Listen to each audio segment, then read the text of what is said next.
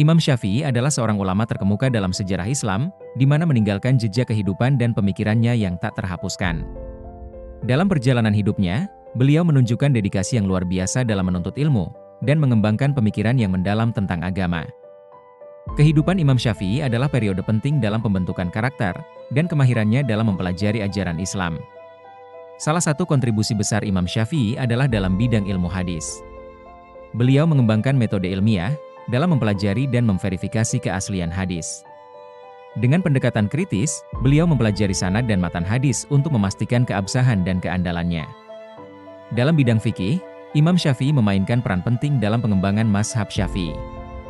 Beliau menggunakan metode ijtihad, yaitu penafsiran berdasarkan dalil-dalil Al-Quran dan hadis, untuk merumuskan hukum-hukum Islam. Pemikiran Imam Syafi'i yang terstruktur dan metodis, tercermin dalam karya-karyanya yang mengagumkan. Beliau menulis banyak karya, termasuk Al-Risalah, yang membahas prinsip-prinsip dalam fikih, dan Al-Um. Berikut ini penjelasan tentang Imam Syafi'i. Imam Syafi'i dilahirkan pada tahun 767 Masehi di kota Gaza, Palestina.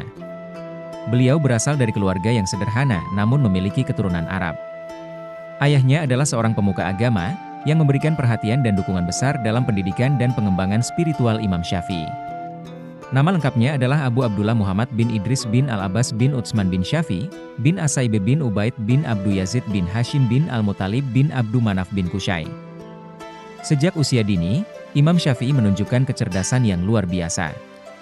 Beliau dengan giat mempelajari Al-Quran, memahami ajaran agama, dan menyerap ilmu dari orang-orang terdekatnya.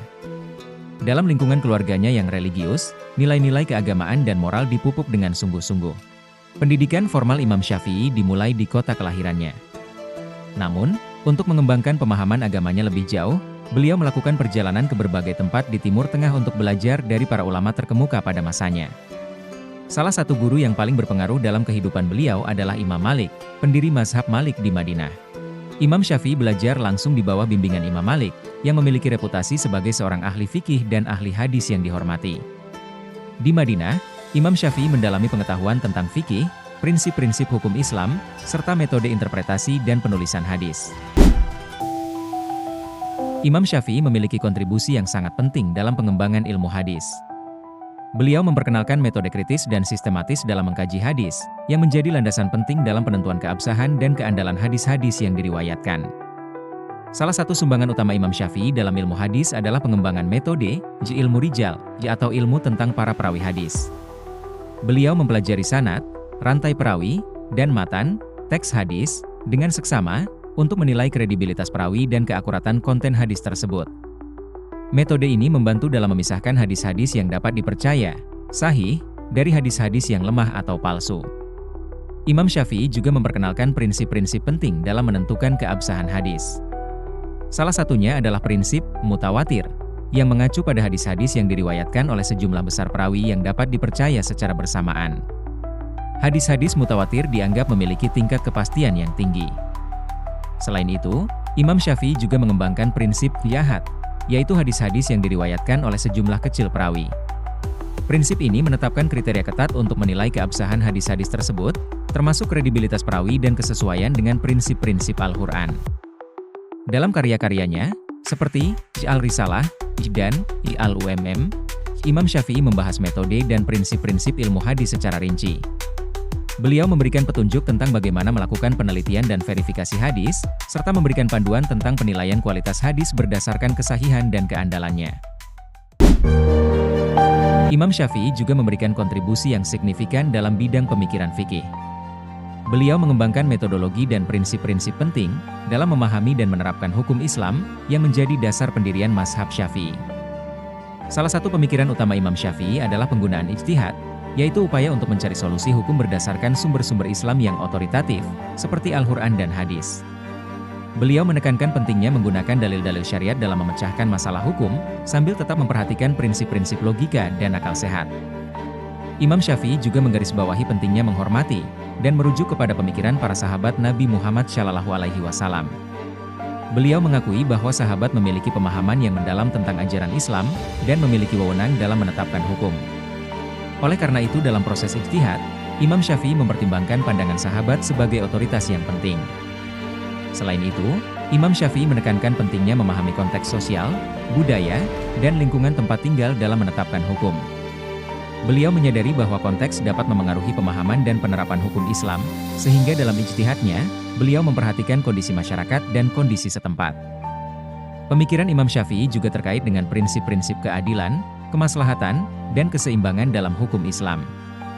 Beliau menekankan pentingnya mempertimbangkan tujuan dan maksud dari hukum Islam, serta memastikan bahwa hukum-hukum tersebut dapat memberikan manfaat bagi umat manusia secara luas. 1. Al-Risalah. Karya ini adalah salah satu karya paling penting Imam Syafi'i, yang membahas prinsip-prinsip dasar fikih. Al-Risalah berisi panduan tentang metodologi dan prinsip-prinsip ijtihad dalam memahami dan menerapkan hukum Islam. Imam Syafi'i menjelaskan pentingnya menggunakan dalil-dalil Al-Quran dan hadis dalam memecahkan masalah hukum, serta mempertimbangkan pendapat para sahabat dan ulama terdahulu. Karya ini juga membahas aspek-aspek seperti ibadah, muamalah, dan jinayah, serta menguraikan prinsip-prinsip penafsiran yang relevan. 2. Al-Um.